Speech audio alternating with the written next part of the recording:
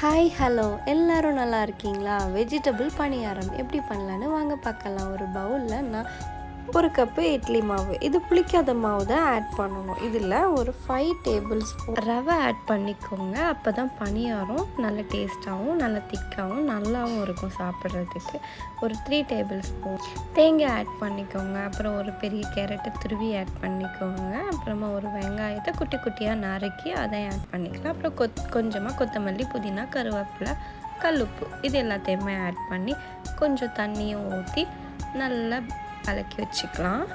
இது ஒரு 5 மினிட்ஸ் இருக்கட்டும். இப்போ நம்ம கடாயில் கொஞ்சமாக நெய், பட்டர், கீ எது வேணால் ஆட் பண்ணிக்கலாம், உங்கள் இஷ்டம் தான். நான் கீ ஆட் பண்ணுறேன்.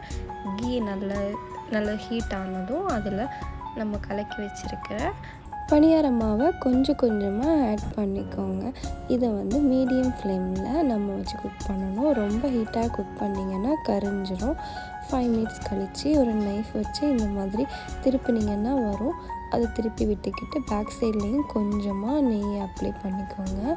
இது கூட தேங்காய் சட்னி, கொத்தமல்லி, புதினா சட்னிலாம் வச்சு சாப்பிட்டிங்கன்னா ரொம்ப டேஸ்ட்டாக இருக்கும். எப்போவுமே தோசையே ட்ரை பண்ணாமல் கொஞ்சம் டிஃப்ரெண்ட்டாக ட்ரை பண்ணி பாருங்கள். தேங்க்ஸ் ஃபார் வாட்சிங்.